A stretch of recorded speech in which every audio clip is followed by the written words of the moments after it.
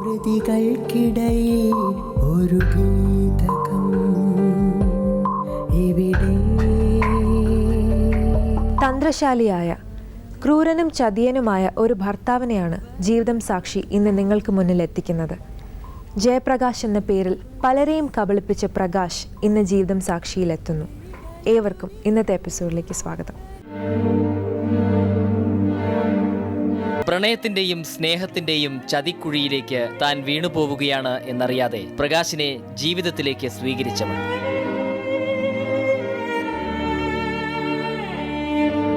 തിരിച്ചറിവുകളിൽ ജീവിതത്തെ വീണ്ടെടുക്കാനാവാതെ ജ്യോതി തളർന്നുപോയി. പലപ്പോഴായി വെളിപ്പെട്ട ചതിക്കിടയിലും സ്നേഹമുണ്ടെന്ന് ധരിച്ചതുകൊണ്ടു മാത്രം പറക്കമുറ്റാത്ത 2 കുഞ്ഞുങ്ങളുമായി ജീവിതം നയിക്കേണ്ടി വന്നവൾ.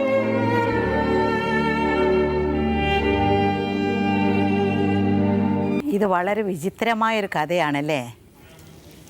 സ്വന്തം ഭാര്യയുടെ അനിയത്തിയെ കാണുന്നത് തന്നെ ഭയങ്കര ദേഷ്യമാണ്. അയാൾക്കും ദേഷ്യം, ഭാര്യയും കാണാൻ പാടില്ല. ഭാര്യ അനിയത്തിയെ കണ്ട, അതായത് ഭാര്യയുടെ അനിയത്തിയെ കണ്ട ഉടനെ ഭാര്യയ്ക്ക് അടി. ഇങ്ങനെയുള്ള കഥ എവിടെയെങ്കിലും കേട്ടിട്ടുണ്ടോ? നമുക്കിപ്പോൾ അങ്ങനെ ഒരാളെ കാണാം.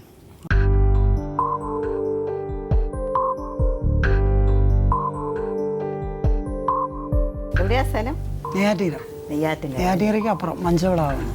ഇപ്പോൾ എന്താ ചെയ്യുന്നത്? കൺസ്ട്രക്ഷൻ ഫീൽഡിലാണ്. കൺസ്ട്രക്ഷൻ. വിവാഹം കഴിഞ്ഞിട്ട് എത്ര കാലമായി? 7 വർഷം കഴിഞ്ഞു. 7 വർഷം. എത്ര പിള്ളേരുണ്ട്? 2 പേര്. 2. മോനാണോ മോളാണോ? ഒരു മോനും ഒരു മോളും. മോന് എത്ര വയസ്സായി? 7 വയസ്സ്. മോൾക്കോ? ഈയിടയ്ക്ക് പ്രസവിച്ചത്. ഞാൻ കണ്ടിട്ടില്ല ഇതുവരെ മകളെ. കണ്ടിട്ടില്ലേ? ഇല്ല. ഞങ്ങൾ രണ്ടുപേരും പിരിഞ്ഞ് താമസിക്കുന്നത്. അതുകൊണ്ടാണല്ലോ മാഡം ഞാൻ ഇവിടെ വന്നിരിക്കേണ്ടത്. ഭർത്താവും ഭാര്യ എന്ന് പറഞ്ഞാൽ അതൊക്കെ അങ്ങോട്ടും ഇങ്ങോട്ടും പിരിഞ്ഞ് താമസിക്കുക, അതൊക്കെ അല്ലേ. അതിന് മോളെ കാണണ്ടേ പ്രകാശേ? നിങ്ങളുടെ മോളല്ലേ? എന്താ പിരിയാൻ കാരണം എന്താ? എനിക്കറിയില്ല. അറിയില്ലേ? ഇല്ല. ഒരു കത്തെഴുതി വെച്ചിട്ട് എൻ്റെ വൈഫ് പ്രഗ്നൻ്റ് ആയപ്പോൾ ഒറ്റയ്ക്ക് ഞാൻ രാവിലെ ജോലിക്ക് പോയിട്ട് വന്നപ്പോൾ കിട്ടിയത് ഒരു കത്താണ്. അവർ പറയുന്നു കത്തെഴുതി വെച്ച് നിങ്ങൾ അടിക്കുന്നുള്ള പേടി കൊണ്ടാണ് അത്ര കത്തെഴുതി വെച്ചത്. ശരിയാണോ? എന്തിനാണ് അടിക്കേണ്ട കാര്യം എന്ന് പറഞ്ഞില്ലേ മാഡം? അത് അനിയത്തിയുമായിട്ട് എന്തോ പ്രശ്നമുണ്ടെന്നോ ബന്ധമുണ്ടെന്നോ എന്തൊക്കെ പറയുന്നല്ലോ, ശരിയാണോ? അവരോട് മിണ്ടരുതെന്ന് പറഞ്ഞിരുന്നു. അല്ല, അവരെന്താ തെറ്റ് ചെയ്ത്? അനിയത്തിയോടല്ല, അനിയത്തിയുടെ ഹസ്ബൻഡിനോട്. അങ്ങേരുമായി നിങ്ങൾക്ക് വഴക്കാണോ? എന്താ കാരണം? എൻ്റെ വൈഫിനെ കുറിച്ച് മുന്നൊരു വളരെ മോശമായ രീതിയിൽ എൻ്റെ അടുത്ത് സംസാരിച്ചിട്ടുണ്ട് ഫോണിലൂടെ. അതറിഞ്ഞപ്പോൾ ഞാൻ വിലക്ക് ചെയ്യുന്നു. മോശമായിട്ട് പറഞ്ഞത് അത് ഓപ്പൺ സർവീസ് പറയാനൊക്കത്തില്ല. ശരി, വേണ്ട. അത് എൻ്റെ ഭാര്യയ്ക്ക് പോലും അറിയില്ല എന്തായിരുന്നു പറഞ്ഞതെന്ന്. ഓഹോ. അങ്ങനെ ഉള്ള ഒരു സംശയം എൻ്റെ മനസ്സിൽ കിടക്കുമ്പോൾ ആ വ്യക്തിയുമായി എൻ്റെ ഭാര്യ സഹകരിച്ചോട്ടെ എന്ന് പറയാൻ അത്ര വലിയ വിശാല മനസ്സൊന്നും ഞാൻ ഇല്ല. അല്ല, അതിന് നിങ്ങൾ തമ്മിലിട്ടെ ആ ഭാര്യയുടെ അനിയത്തി എന്തുകൊണ്ട് സംസാരിക്കണ്ടെന്ന് പറഞ്ഞു? ഭാര്യയുടെ അനിയത്തിയോട് സംസാരിക്കണ്ടെന്ന് പറഞ്ഞാൽ അനിയത്തിയുടെ അടുത്ത് സംസാരിക്കണേ, അനിയൻ്റെ വീട്ടിൽ പോകണം. ജ്യോതിയുടെ അച്ഛൻ അമ്മയായിട്ട് താമസിക്കുമ്പോൾ അവിടെ ഈ കുട്ടി വന്നപ്പോൾ വരാൻ പാടില്ലെന്ന് പറഞ്ഞു. എത്ര നിങ്ങൾ അവരവിടെ ഉണ്ടായിരുന്ന കാലത്ത് അവരെ കാണാൻ വന്ന് പോയിട്ടുണ്ട്. എത്രയാണ് അങ്ങനെ എന്തോ നിങ്ങളെ പറ്റി വളരെ മോശമായിട്ട് പറഞ്ഞു എന്നാണല്ലോ പറയുന്നത്. ഞാൻ വിശ്വസിക്കത്തില്ല. കാരണം എന്നാന്ന് വെച്ചാൽ പ്രകാശൻ ചേട്ടനോട് മോശം രീതിയിൽ പിന്നെ ബിജു പറഞ്ഞു എന്ന് പറയുന്നുണ്ട്. പക്ഷെ എന്ത് പറഞ്ഞു എന്നോ എപ്പോ പറഞ്ഞു എന്നോ ഒന്നും വ്യക്തമാക്കുന്നില്ല. എന്തിനും ഒരു തെളിവ് വേണമല്ലോ. ഇതൊന്നും പറയുന്നില്ല. എന്നോട് അവൻ എന്നെപ്പറ്റി മോശമായിട്ട് പറഞ്ഞു. അങ്ങനെയാണെങ്കിൽ ഞാൻ എത്രയോ വട്ടം ഇങ്ങേരെ മോശം അവസ്ഥയിൽ മോശം രീതിയിൽ പിന്നെ മറ്റുള്ളവർ പറഞ്ഞും കേട്ടു അറിഞ്ഞു അനുഭവം കൊണ്ട്. എന്നിട്ട് അവരൊക്കെ എന്തൊക്കെ പറഞ്ഞാലും പ്രകാശ് നിങ്ങളുടെ ഭാര്യയല്ലേ, നിങ്ങളൊക്കെ ഒരു വിശ്വാസമല്ലേ മാഡം? അതുകൊണ്ടാണ് പറഞ്ഞത് ആ വ്യക്തിയുമായിട്ട് ബന്ധം വേണ്ട. അങ്ങനെ അവരുമായിട്ട് ബന്ധം ഉണ്ടായിരുന്നുകൊണ്ടാണല്ലോ എൻ്റെ ഭാര്യയെ കുറിച്ച് എൻ്റെ അടുത്ത് പറഞ്ഞത്. പ്രകാശ് കേട്ടെ, ബൈജു നിങ്ങളോട് എന്തെങ്കിലും അനാവശ്യം പറഞ്ഞിട്ടുണ്ടെങ്കിൽ അത് എന്താണ് പറഞ്ഞതെന്ന് ഭാര്യയെങ്കിലും പറഞ്ഞ് ബോധ്യപ്പെടുത്താൻ ബാധ്യസ്ഥനല്ലേ? ഇപ്പോഴും പറഞ്ഞു കേട്ടില്ലേ? ഞാൻ വിശ്വസിക്കുന്നില്ല. ആയിക്കോട്ടെ, എന്താണ് പറഞ്ഞതെന്ന് അറിഞ്ഞിട്ട് വേണ്ടി അവർക്ക് വിശ്വസിക്കാതിരിക്കാൻ. വീട്ടിൽ ആരൊക്കെ ഉണ്ട്? ഞാനും അമ്മയുണ്ട്. ഇപ്പോൾ അമ്മയുണ്ട്. അമ്മയാണോ ചിറ്റയാണോ? അമ്മ. പിന്നെ എന്താ ആദ്യം ചിറ്റ എന്ന് പറഞ്ഞത്? ആദ്യം ഞാൻ വീടുമായിട്ട് പിണങ്ങി മാറി നിൽക്കുന്ന സമയത്താണ് പരിചയപ്പെട്ടതും കല്യാണം കഴിച്ചത്. അത് ഒരിക്കലും അത് പറയാനും പാടില്ല. വീട്ടിൽ ആരും സഹകരിക്കില്ല. ഇവർ പിന്നീട് അത് ആലോചിച്ച് അയക്കാം എന്നുള്ള ഒരു കണ്ടീഷനിലായിരുന്നില്ല ഞങ്ങൾ അതിനു മുമ്പേ ഒന്നിച്ച് ജീവിച്ചു തുടങ്ങിയവരാണ്. കല്യാണത്തിന് മുമ്പേ ഒന്നിച്ച് ജീവിച്ചിട്ടുണ്ട്. ആണോ? ഒരുമിച്ച് ജീവിച്ചു നിങ്ങൾ കല്യാണത്തിന് മുമ്പ്? ഇല്ല, രജിസ്റ്റർ മാരേജ് ചെയ്തു ഇങ്ങനെ തന്നെ അത് മുമ്പേ എന്നെ കൊണ്ടുപോയി. അതിനുശേഷം ഒരുമിച്ച് ജീവിച്ചു. അത് അത് തന്നെ പറഞ്ഞത്. അതും അപ്പൊ ഓപ്പൺ സോഴ്സിൽ കല്യാണം നടക്കുന്നതിന് മുമ്പ് തന്നെ രജിസ്റ്റർ ചെയ്ത് ഞങ്ങൾ ജീവിച്ചിട്ടുണ്ട്. മാരേജ് എന്ന് പറഞ്ഞാലും മാരേജ് ആയി. അതാണ് പക്ഷെ അത് വാലിഡിറ്റി അല്ല മേഡം, ആ സർട്ടിഫിക്കറ്റ് വാങ്ങിയിരുന്നില്ല. രണ്ടുപേരും സർട്ടിഫിക്കറ്റ് കൈപ്പറ്റി. കിട്ടുന്നതല്ല. അതൊരു ഡ്രാമയായിരുന്നു. ഇങ്ങേരുടെ പിന്നെ അനിയൻ ഗൾഫിലുണ്ട്. പെട്ടെന്ന് തന്നെ അവന് എൻ്റെ മാരേജ് സർട്ടിഫിക്കറ്റും ഫോട്ടോയും അയച്ചു കൊടുക്കണം, എന്തൊക്കെ ക്ലെയിം വേണ്ടിയിട്ടാണെന്നും പറഞ്ഞുകൊണ്ടാണ് എൻ്റെ പിന്നെ ഈ അനിയത്തിക്ക് ചിക്കൻ ബോക്സ് പിടിച്ച സമയത്ത് എൻ്റെ അപ്പച്ചിയുടെ വീട്ടിൽ ഞാൻ നിൽക്കുക. അവിടെ നിന്നാണ് എന്നെ വിളിച്ച് പറഞ്ഞു, ഇന്ന് തന്നെ രജിസ്റ്റർ മാരേജ് ചെയ്യണം, എനിക്ക് അത് സർട്ടിഫിക്കറ്റ് അയച്ചു കൊടുക്കണം, എനിക്ക് സർട്ടിഫിക്കറ്റ് 1 മാസത്തിനുള്ളിൽ കിട്ടിയേ പറ്റുള്ളൂ എന്നും പറഞ്ഞുകൊണ്ട് എൻ്റെ അമ്മയെ വിളിച്ചു. എല്ലാവരും വിളിച്ചുകൊണ്ട് പോയി. അന്നും ഉണ്ടായിരുന്നു 5-8 പേര്. പിന്നെ കലൂർ രജിസ്ട്രാർ ഓഫീസിൽ കൊണ്ടുപോയി രജിസ്റ്റർ ചെയ്തു. അതത്രയല്ലേ ഉള്ളൂ. അതാണ് അതിന്റെ അങ്ങനെ കള്ളത്തരം പറഞ്ഞ് രജിസ്റ്റർ ചെയ്യിപ്പിച്ചു. അല്ല, പിറ്റേ ദിവസം എന്തോ ഈ രജിസ്റ്റർ ഈ സാധനങ്ങളൊക്കെ അവർ അയക്കണം എന്നൊക്കെ പറഞ്ഞിട്ടാണ് അത്ര കല്യാണം കഴിച്ചത്. അല്ലാതെ പറ്റില്ല എന്ന് പറഞ്ഞു. അങ്ങനെ ഒരു സാഹചര്യം ആയതുകൊണ്ട് ഇവര് പറ്റില്ലെന്ന് പറഞ്ഞോ? ഇവര് പറഞ്ഞോ പറ്റില്ലെന്ന്? അല്ല, അവര് വീട്ടിൽ നിന്ന് ആരെങ്കിലും വന്ന് ആലോചിച്ചിട്ട് നടത്താമെന്ന് പറഞ്ഞു. അല്ല ഇത് ഒരു പെണ്ണ് അങ്ങനെയല്ലേ പറയുള്ളൂ. അല്ല, ഇവരോട് എന്തിനാ കള്ളം പറഞ്ഞത് നിങ്ങള്? ആരോട്? ഇവരോട് അങ്ങനെയല്ലേ ആദ്യം പറഞ്ഞിരുന്നു, ഇഷ്ടമായിരുന്നു, അത് പറഞ്ഞിരുന്നു. പക്ഷെ അതെല്ലാം തിരുത്തി അവസാനം എൻ്റെ വീട്ടിലെത്തുകയും ചെയ്തു. വഴിയിൽ വാടക വീട്ടിൽ നിന്ന് ഉപേക്ഷിച്ച് കൊണ്ടുപോയില്ല. എൻ്റെ വീട്ടിൽ 1 വർഷത്തോളം താമസിച്ചതിനുള്ള തെളിവ്. കല്യാണം കഴിഞ്ഞ് അവരെ വീട്ടിൽ താമസിച്ചു. പിന്നെ ഒരു നാടക നടിയെ കൊണ്ടുവന്ന് ഇത് ആരോ ഒരു നിങ്ങളുടെ കോലത്തെ അമ്മയാണെന്നൊക്കെ പറഞ്ഞു എന്ന് പറയുന്നല്ലോ. നാടക നടിയല്ല, അവരുടെ വീട്ടിൽ ഞാൻ താമസിച്ചിട്ടുണ്ട്. അവര് തൃപ്പൂണിത്തുറ കൊട്ടാരത്തിലെ തമ്പുരാട്ടിയാണ്. മാഡത്തിന് അറിയാൻ പറ്റുമായിരിക്കും. തൃപ്പൂണിത്തുറ വടക്കേ ക്ഷേത്രം ഉണ്ടല്ലോ, അതിന്റെ തൊട്ടു ബാക്കിലെ അജിത് ആർ വർമ്മ എന്ന് പറഞ്ഞൊരു അഡ്വക്കേറ്റ് ഉണ്ട് CBI കോടതി. അദ്ദേഹത്തിന്റെ അമ്മയായിരുന്നു അവര്. ലളിതാംബിക അന്തർജനം മാഡം കേട്ടിട്ടില്ലേ? അവരുടെ റിലേറ്റീവ് ആണ്. അവര് നാടക നടിയൊന്നുമല്ല. മാഡത്തിന് ഈ സെക്കൻഡ് വേണമെങ്കിൽ ഇവരുടെ കല്യാണ ആൽബമായിട്ട് വന്നാൽ അവരെ കോവിലത്ത് അവരിന്ന് ജീവിച്ചിരിപ്പില്ല, അവരെ ഫോട്ടോ കാണിച്ചു തരാം. ദാമോദരൻ പോറ്റി, പോറ്റിയുടെ വൈഫാണ് അവര്. അപ്പൊ നിങ്ങൾ അറിയുമോ? ഞാൻ അവിടെ കുറച്ച് ദിവസം അവരുടെ വീട്ടിൽ ജോലി ചെയ്തിരുന്നു. അവരൊരു നാടക നടിയല്ല, അത് അവര് പറയുന്നു. അമ്മയും ചേച്ചിമാരൊക്കെ ഉള്ളപ്പോ അവരൊക്കെ എന്താ കൊണ്ടുവരാതിരുന്നത്? അപ്പോഴേ ഞാൻ വീടുമായിട്ട് സഹകരണത്തിലല്ല. ഞാൻ പിണങ്ങിയാണ് ഇവിടെ ജ്യോതിയോട് പറഞ്ഞു എറണാകുളത്ത് താമസമായിരുന്നത്. ഈ 8 കൊല്ലം എവിടെയായിരുന്നു? ഒരു 8 കൊല്ലം പോയില്ലേ നിങ്ങൾ? എവിടെയോ കുറെ ബോംബെ, ഗോവ, തിരിച്ച് എറണാകുളം. അവിടെ വെച്ചാണ് ഇയാളെ കണ്ടുപിട്ടുന്നത്. അല്ല, നിങ്ങളെ മറ്റേ സ്ത്രീകളുമായിട്ടൊക്കെ എപ്പോഴും ഫോണിൽ സംസാരിക്കുന്നു, നിങ്ങളുടെ ഇവരില്ലാത്ത സമയത്ത് വീട്ടിൽ കൊണ്ടുവന്ന് താമസിപ്പിച്ചിരിക്കുന്നൊക്കെ പറയുന്നല്ലോ. വീട്ടിൽ കൊണ്ടുവന്ന് താമസിപ്പിച്ചിരിക്കുന്നു എന്ന് പറയാൻ ആ ചുറ്റുവട്ടത്തുള്ള മനുഷ്യർ ആരും ഇല്ലാതെയല്ല മാഡം. പറഞ്ഞെന്ന് പറയുന്നു. ആരെങ്കിലും ഒരു തെളിവ് പറയട്ടെ. എനിക്ക് ജ്യോതിയക്കനെ 7 വർഷമായിട്ട് അറിയാവുന്നത്. ഞങ്ങളുടെ വിവാഹം രജിസ്റ്റർ ചെയ്യാൻ ചെയ്തത് പ്രകാശൻ ചേട്ടനാണ് മുൻകൈ എടുത്തത്. ഞാൻ ജ്യോതിയക്കനെ കാണുമ്പോഴത്തേക്ക് മുഖം മൊത്തവും ഇങ്ങനെ ഒരഞ്ഞ്, ഒരു ഭാഗം പോലും ഈ മുറിവില്ലാത്തതായിട്ടുള്ള ഭാഗങ്ങളില്ല, ചുണ്ട് വരെയും പൊട്ടി ഒരു വല്ലാത്തൊരവസ്ഥയായിരുന്നു അക്കനെ ഞാൻ അന്ന് ആദ്യമായിട്ട് കാണുന്നത്. പിന്നീട് ഞങ്ങളുടെ വിവാഹം കഴിഞ്ഞിട്ട് പിന്നീട് അക്കനെ ശരിക്കും അടുത്തറിഞ്ഞപ്പോഴാണ് പ്രകാശൻ ചേട്ടൻ അന്ന് ഞങ്ങളുടെ രജിസ്റ്റർ നടത്താൻ വരാതിരുന്നതിന് തല്ലിയതാണെന്നുള്ളത് പറയുന്നത്. അക്കനെ ഇഷ്ടംപോലെ ഉപദ്രവിക്കുകയും കണ്ടുമാനം ശരിക്കും അക്കൻ എല്ലാം തുറന്നു പറയുമായിരുന്നു. ശരിക്കും ഉപദ്രവിക്കുകയും മറ്റു പെണ്ണുങ്ങളുമായിട്ടുള്ള ഇടപെടലും ഒക്കെ പ്രകാശൻ ചേട്ടൻ ഉണ്ടായിരുന്നു എന്നുള്ളതും, അവർ വാടകയ്ക്ക് കിഴക്ക് താമസിച്ചുകൊണ്ടിരുന്നപ്പോഴത്തേക്കും പല പെണ്ണുങ്ങളെയും അവിടെ കൊണ്ടുവന്നിട്ടുള്ളത് അയൽവാസികൾ പറഞ്ഞറിയുകയും ഞങ്ങൾ ചെയ്തിട്ടുണ്ട്. അക്ക പ്രകാശനോട്ട് തുടർന്നു പോകുന്നതിൽ ഞങ്ങൾക്ക് ഒരു താല്പര്യവും ഇല്ല. അതിന് മാത്രം അക്ക അനുഭവിക്കുകയും ചെയ്തു.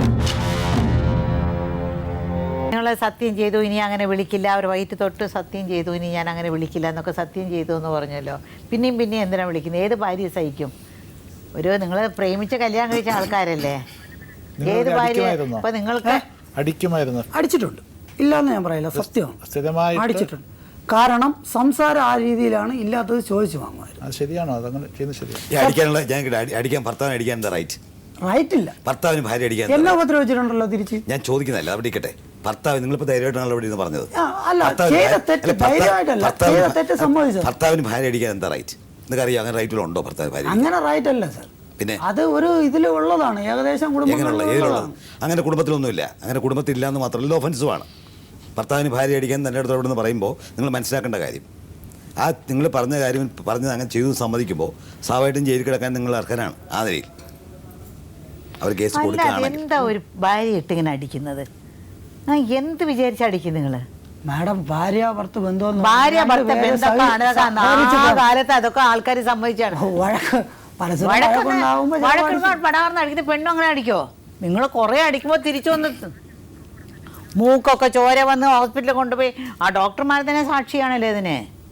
നിങ്ങൾ അടിച്ചു, അതിനുള്ളിൽ സ്കൂട്ടറിൽ നിന്ന് തള്ളിയിടാൻ നോക്കി, ഇങ്ങനെയൊക്കെ പല പല. ഇതെന്തായി ഇത്? അതൊക്കെ ഭർത്താവ് ഭാര്യ എന്നാണെങ്കിലും നിങ്ങളൊരു വ്യക്തി, അവരൊരു വ്യക്തി. നിങ്ങൾക്ക് എങ്ങനെ അടിക്കാനൊക്കെ ഒരാളെ? അത് ഒരിക്കലും സമ്മതിക്കാനൊക്കാത്ത ഒരു കാര്യമാണ്. ഇഷ്ടമല്ലയോ വീട്ടിൽ പോകണം. എന്തിനാ അടിക്കുന്നത്? ഇഷ്ടമുള്ളതുകൊണ്ടാണ്, തിരുന്തി വരാൻ വേണ്ടിയാണ് അടിക്കുന്നത്. നിങ്ങൾ എത്ര അടി അടിച്ചിരിക്കണം? എത്ര അടി അടിച്ചിരിക്കണം? നിങ്ങൾ അടിക്കുമ്പോ തിരിച്ചുള്ളത് എന്ത് കാര്യത്തിനാ ഉപദ്രവിച്ചിട്ടുള്ളത്? മാഡം ഒന്നുകിൽ അപ്പുറത്തെ ഇപ്പുറത്തെ വീടുകളിൽ ചെന്ന് ഫോൺ ചെയ്യുക. ഫോൺ ചെയ്യുന്നത് തെറ്റാണോ? അങ്ങനെ ധൈര്യമായിട്ട് അവനവന്റെ മൊബൈൽ എടുത്ത് വിളിക്കാമല്ലോ. ആരെയാണ് ഫോൺ ചെയ്യുന്നത്? മൊബൈൽ ഉണ്ടെങ്കിൽ പുറത്ത് വിളിച്ചതന്നെ. എന്റെ മൊബൈലിൽ വിളിക്കാമല്ലോ. അല്ല, അവർക്ക് എന്താ മൊബൈൽ വാങ്ങിച്ചു കൊടുത്താ? അവരെ മൊബൈൽ ഇല്ലേ? അതിന്റെ ആവശ്യമില്ല സാർ. വീട്ടിൽ ലാൻഡ് ഫോൺ ഉണ്ടായിരുന്നു. ആ ലാൻഡ് ഫോണിൽ വിളിച്ചു അവർക്ക് വിളിക്കാറുന്നല്ലോ. അടുത്ത വീട്ടിൽ വിളിച്ചിട്ട് അവരെ എവിടത്തേനും ഫോൺ വാങ്ങിച്ച് വിളിക്കുക. ഇവര് പോയി കഴിഞ്ഞപ്പോ അവരൊക്കെ ഈ കഥകൾ നമ്മളെ അടുത്താണ് പറയുന്നത്. തിരിച്ച് ആരെയാണ് അവർ വിളിച്ചോണ്ടിരുന്നത്? അമ്മ അത് നേരിട്ട് വിളിച്ചു വിളിക്കുന്നത്. വിളിക്കേണ്ട കാര്യം എന്താണ്?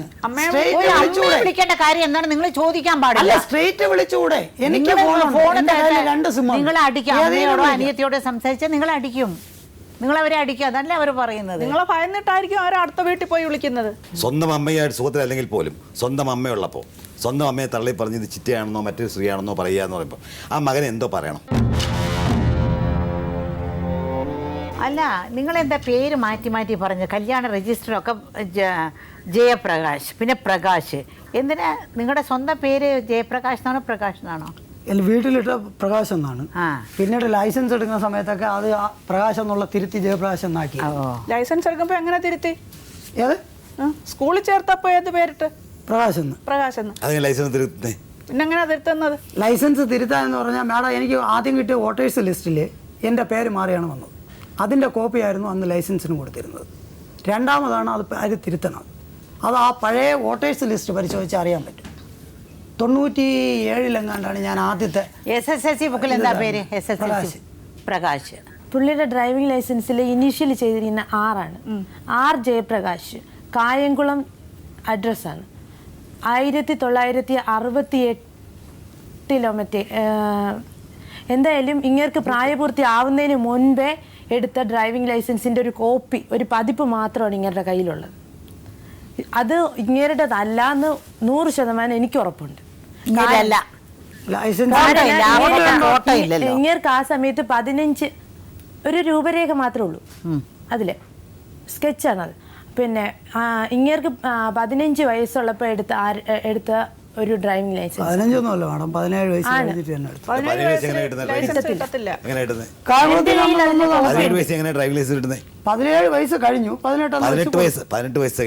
കിട്ടത്തില്ല രാജ്യത്ത്. പിന്നെ നിങ്ങൾക്ക് മാത്രം 17 വയസ്സ് ലൈസൻസ് കിട്ടുന്നത്? ഇല്ല സാർ, 18 തന്നെയാണ്. 17 കഴിഞ്ഞ് 18 തുടങ്ങിയതിന് ശേഷമാണ് ലൈസൻസ് എടുത്തിരിക്കുന്നത്. 18 പറഞ്ഞാൽ പോലെ 17 പറഞ്ഞത് നിങ്ങൾ 17 കഴിഞ്ഞിട്ടാണ്.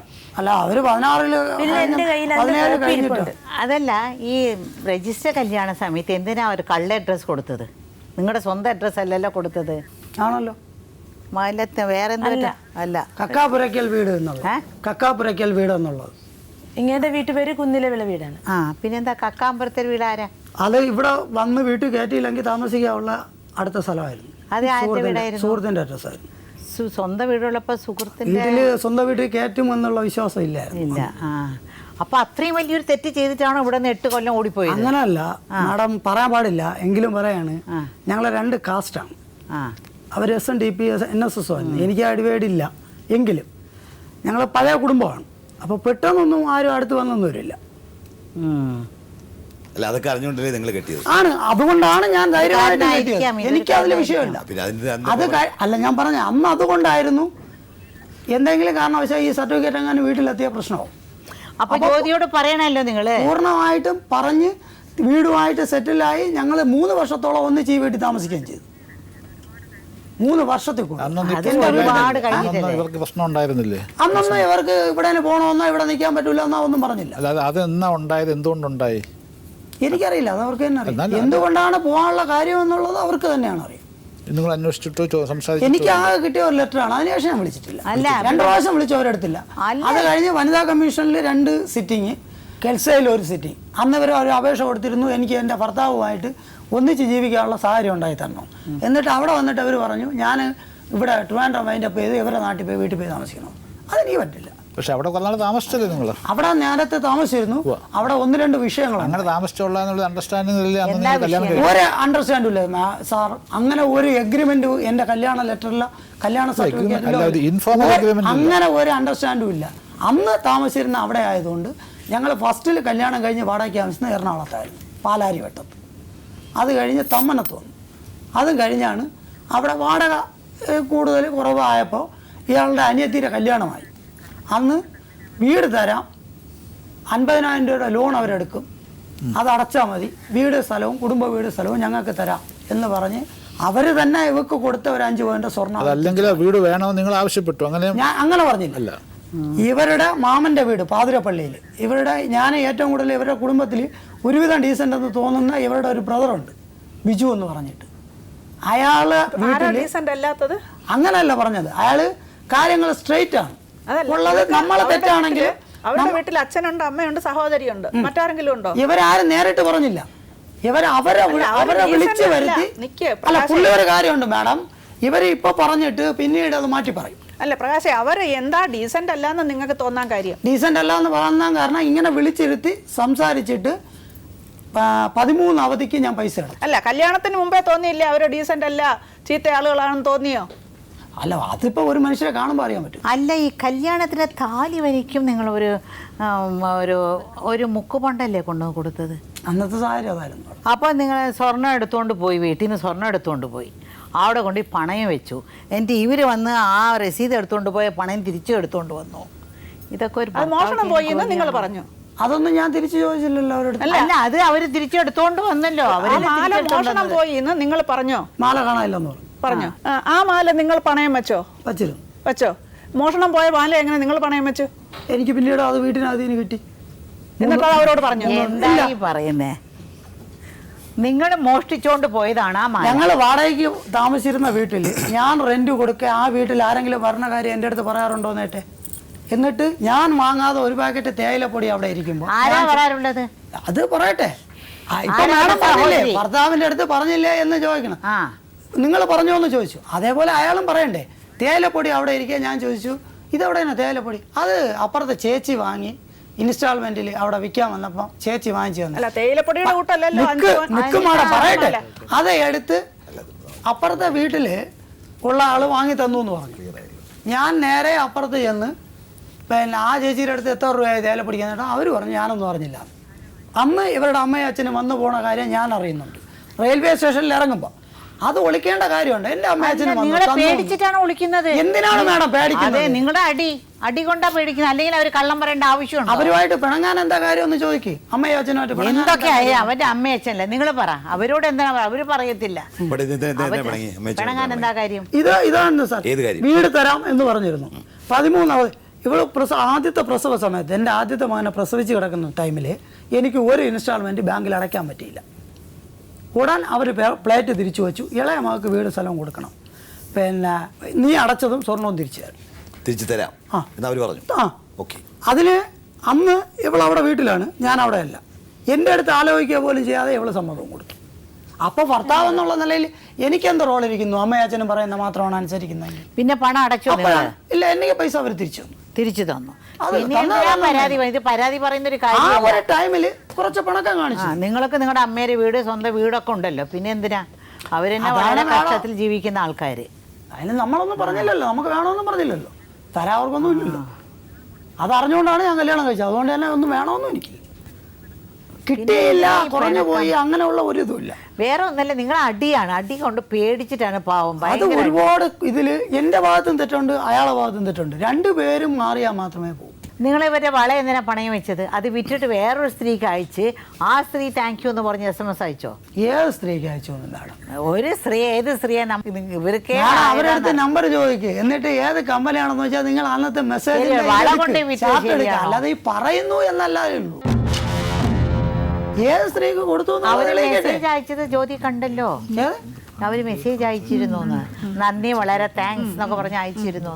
പണം താങ്ക് യു എന്ന് പറഞ്ഞ് ഒരാളൊരു മെസ്സേജ് അയക്കണമെങ്കിൽ അത് പൈസ കൊടുത്തതുകൊണ്ടാണെന്ന് എന്താണ് മാഡം തെളിവ്? ജ്യോതി, നിങ്ങൾ എന്താ അതിൽ കണ്ടത്? എന്നോട് സാധനം വാങ്ങിച്ചോണ്ട് പോയി പൈസ 2000 രൂപയ്ക്ക് പണയം വെച്ച് സാറിന്റെ അമ്മായി പിന്നെ മരിച്ചിട്ടാണെന്നും പറഞ്ഞിട്ടാണ് കൊണ്ടുപോയത്. ഈ സാധനം സുരേഷ് ഇവരുടെ സാറായിരുന്നു. അപ്പോൾ പിറ്റേ ദിവസം എൻ്റെ റെസിപ്റ്റ് കിട്ടിയത് 4000 രൂപയ്ക്ക് പണയം വെച്ചത്. ഈ ഈ സാധനം കൊണ്ടുപോയതിൻ്റെ പിറ്റേ ദിവസം പുള്ളിയുടെ ഫോണിൽ വന്ന മെസ്സേജ് താങ്ക് യു എന്ന് എഴുതിയിട്ട് താഴെ കുറേ ഉമ്മ 1000 കോടി എത്ര പറയാം. നിങ്ങളുടെ ഫോണിൽ നിങ്ങളുടെ മെസ്സേജ് കണ്ടതാ. ഇത് ആദ്യം കണ്ടത് ഞങ്ങളുടെ വീടിന്റെ അപ്പുറത്ത് വീട്ടില് കിട്ടപ്പനെ അറിയില്ല എന്ന് പറയില്ലല്ലോ, അവൻ ജീവിച്ചിരിപ്പുണ്ട് ഇപ്പോഴും. അവന്റെ മുഖഭാവം കൊണ്ടാണ് ഞാൻ ഈ മെസ്സേജ് എടുത്തത്. ഇത് മാത്രമല്ലല്ലോ, ലാസ്റ്റ് ഞാൻ ഈ കുഞ്ഞിനെ ഇപ്പോൾ 1 വർഷം 10 മാസം ആവുന്നുള്ളൂ കുഞ്ഞിനെ. ഞാൻ ഇവിടുന്ന് പോയിട്ട് കഴിഞ്ഞ ഒക്ടോബർ 22-ാം തീയതി ഏത് സ്ത്രീയും കൊണ്ട് വീട്ടിൽ വന്നെന്ന് ചോദിച്ചു നോക്കാം. എവിടെയാണ് ശരി, എവിടെയാണ് തെറ്റ്? അതറിയണമെങ്കിൽ അടുത്ത എപ്പിസോഡ് വരെ കാത്തിരിക്കണം.